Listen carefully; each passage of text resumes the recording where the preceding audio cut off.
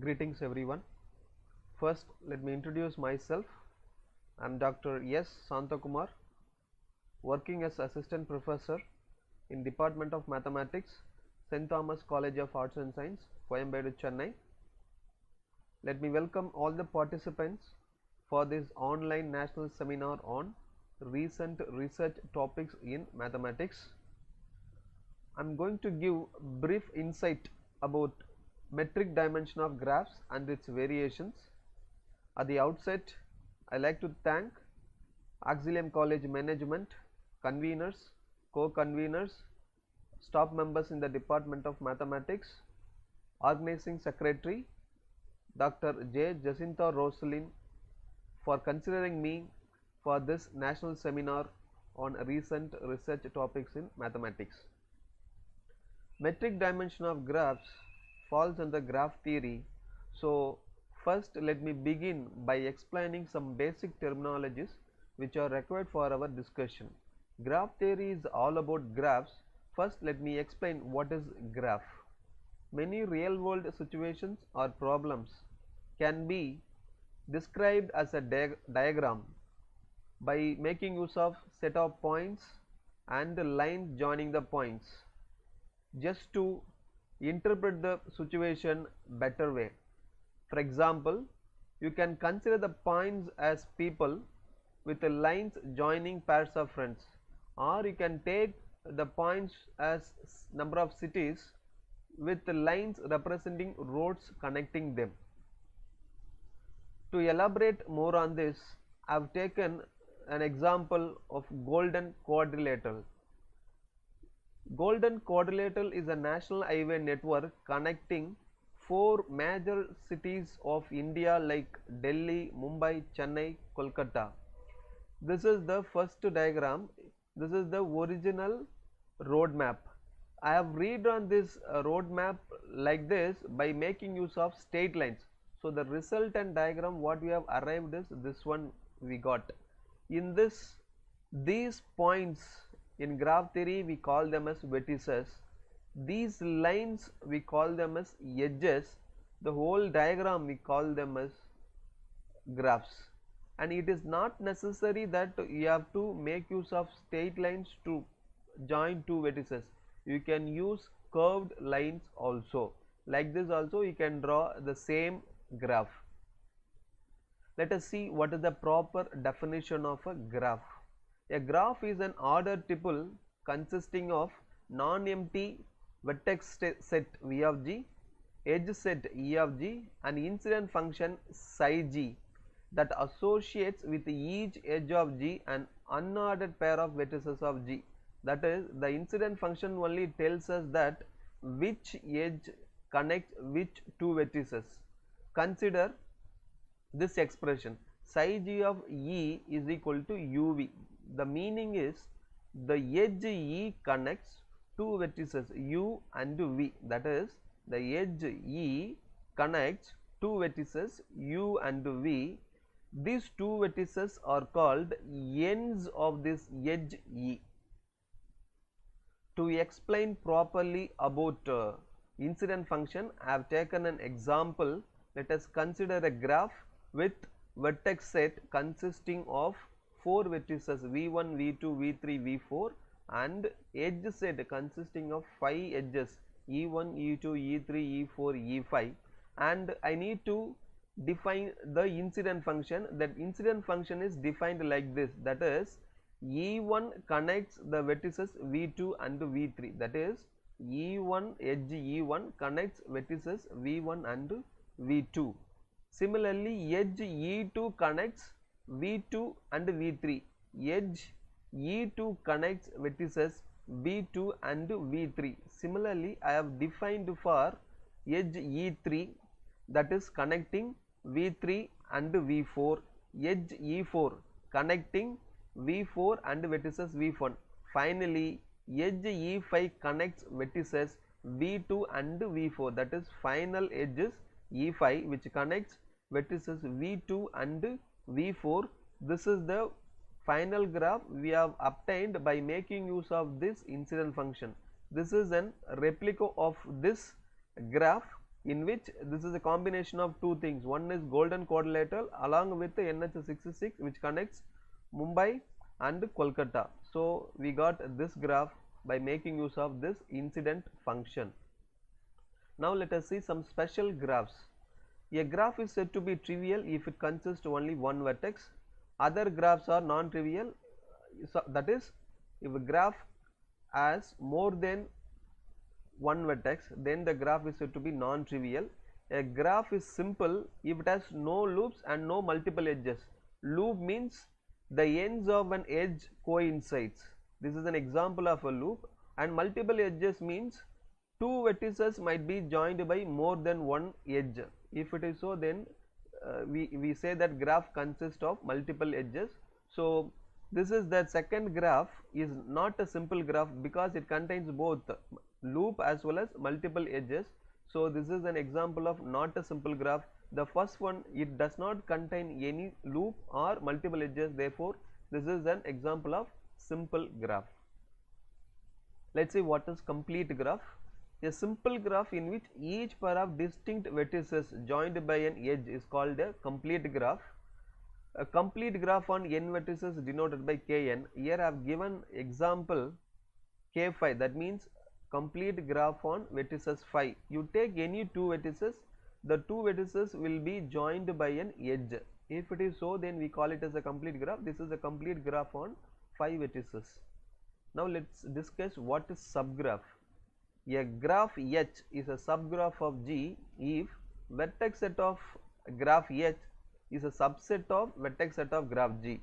Edge set of graph H is a subset of edge set of graph G, and the incident function of graph H is restriction of incident function of graph G to edge set of H. To explain this, I have taken a graph consisting of 4 vertices and 5 edges. For this original graph, I have drawn here graph H1 and H2. They are subgraphs of the graph G. Here this graph got some special name. This is a spanning subgraph, and the second graph H2 got another name. This is induced subgraph. Spanning subgraph means you are getting a subgraph from original graph with the same number of vertices of original graph. Here also in original graph also there are 4 vertices. Here in subgraph also there are 4 vertices, but edge alone missing, therefore this is called spanning subgraph. And this one induced subgraph means if you are removing some vertex, you have to remove all the edges associated with that vertex. Here I am removing the vertex V4. I am also removing all the edges associated with V4. Therefore we are getting a graph which is called induced subgraph. Let's see what is walk. A walk is a way of getting from one vertex to another and consists of sequence of edges, one following after another.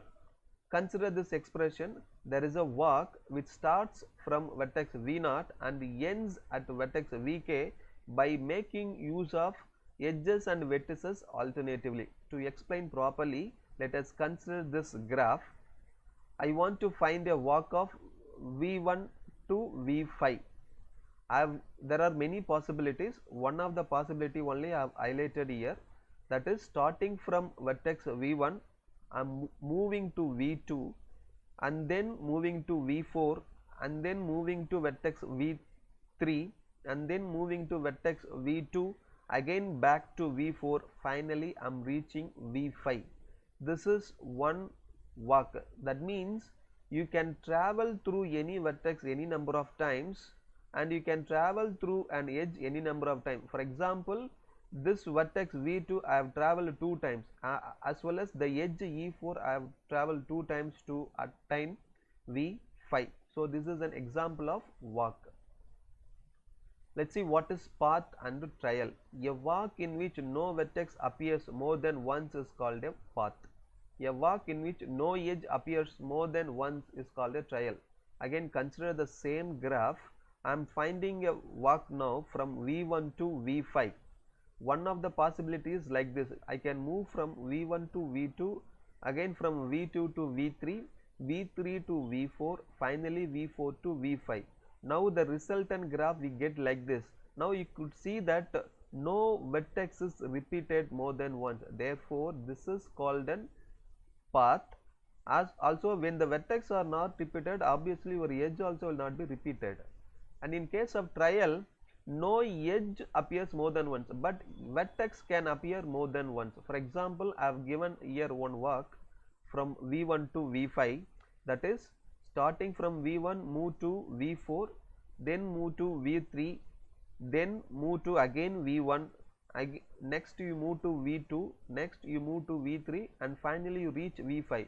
Now here you see that I never gone through any edge twice, but I have gone through this V3 two times and V1 two times to attain this vertex V5. Therefore this is an example of trial. Now let's see what is cycle. A walk is closed if it has positive length and its origin and terminus are same. A closed trial whose origin and internal vertices are distinct is a cycle. Again consider the same graph. We consider now different walk.